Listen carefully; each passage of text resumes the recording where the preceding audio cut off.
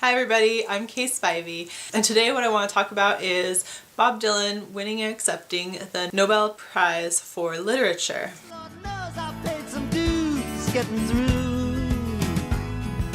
Tangled up in blue.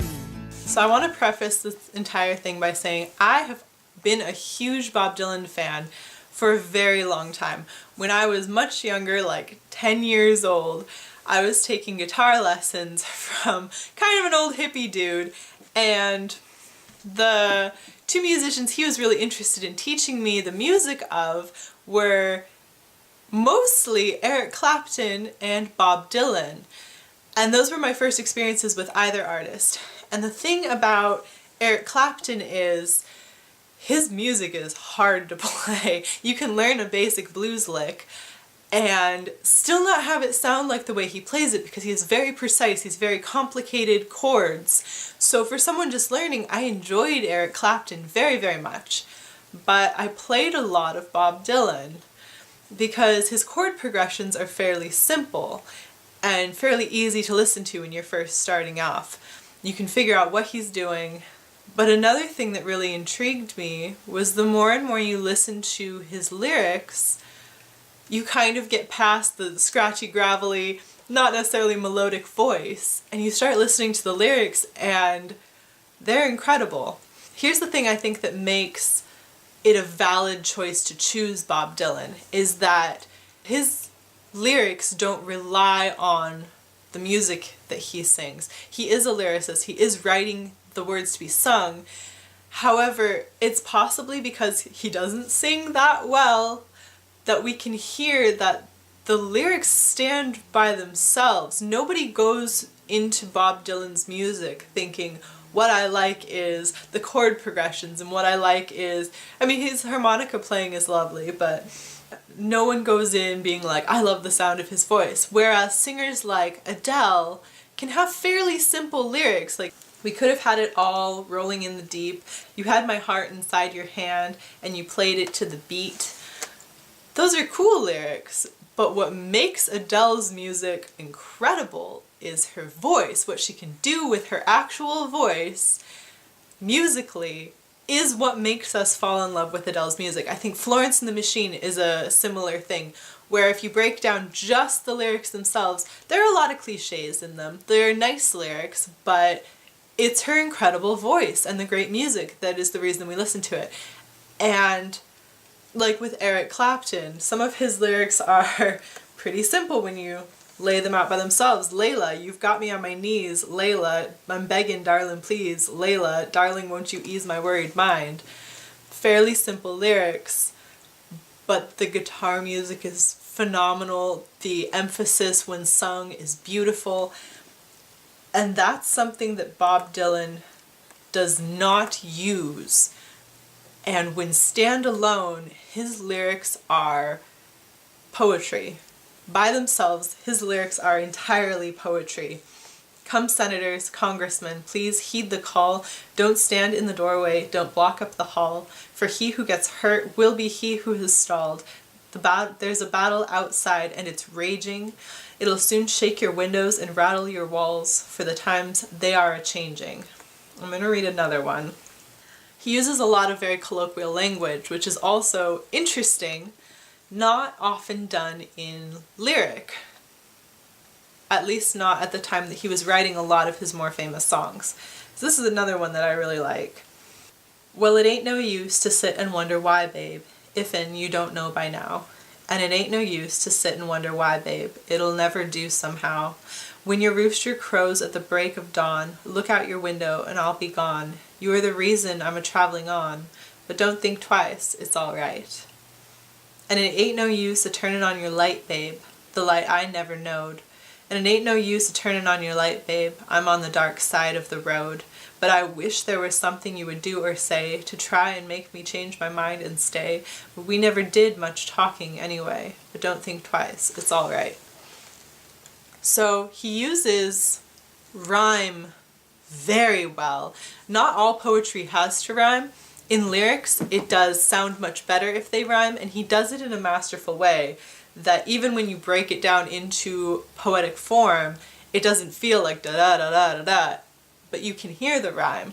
He does that very masterfully. He also talks about very political or very emotional situations. He wrote a lot of very, very political poetry, very political song lyrics. I guess everyone would know Blowing in the Wind. How many roads must a man walk down before you call him a man? Yes, and how many seas must a white dove sail before she sleeps in the sand? Yes, and how many times must the cannonballs fly before they're forever banned? The answer, my friend, is blowing in the wind. The answer is blowing in the wind. Highly political songs that stick with you for a long time. So I guess I am such a huge fan of the lyrics that he writes and the way he works with language that when I first heard that Bob Dylan had been chosen, I was like, ooh, yay, he's getting recognized for the actual poetry of his lyrics.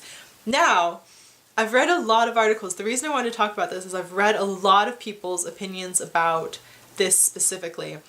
I feel like there is a difference between a lyricist and a poet. And most of that is that once you put music to poetry, you include a much larger audience of people who are paying attention. Poets have, and I've talked about before, a very limited audience, a very small following of people, whereas music reaches most people. Everybody watching this video has heard of Bob Dylan. Your family has heard of Bob Dylan. Your friends know who Bob Dylan is. Everyone knows of him and has some kind of an opinion on him. And why isn't because he's been around for a very long time, it's because you've heard his music. You have definitely heard Blowing in the Wind. You've definitely heard The Times They Are Changing, especially in the world we're living in right now. He has been very influential, but some of his reach has been music, and that people are willing to listen to music.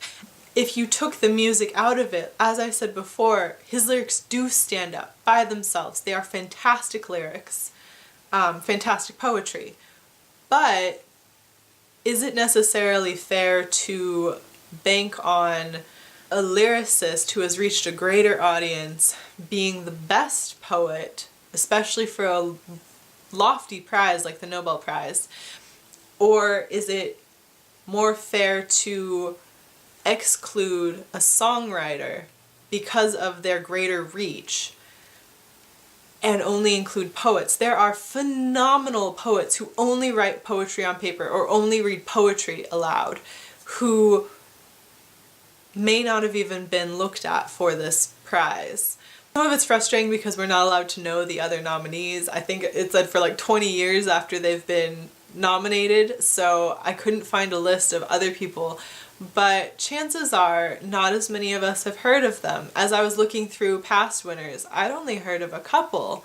So a lot of the controversy is in including people kind of from outside the genre.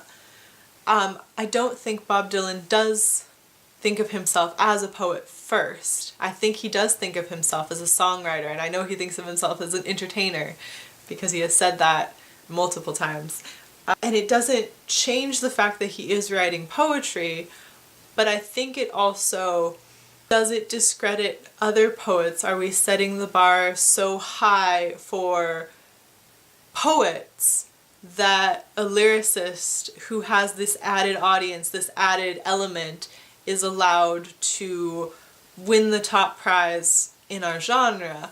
I'm not entirely sure what I think about it. I'm such a huge fan of Bob Dylan that I feel like it does cloud my idea of what is kind of okay in that situation, because he is writing poetry, and I keep coming back to that Bob Dylan does write poetry, but maybe there are poets out there who deserved this award better, who were doing the same things with language that he was, doing these beautiful rhymes, these strongly political poems. They're getting overlooked, and perhaps that is not fair, and I would love to hear everyone else's opinion on the matter. Leave me a comment down below. Let's get a discussion going. Do you think Bob Dylan deserved the award, or do you think it should have gone to a poet instead? Let me know which poet, if you have someone in mind who you think really deserved the award for this past year instead. Thank you so much for watching, and I will see you back here next Saturday. Bye! The answer, my friend, is blowing in the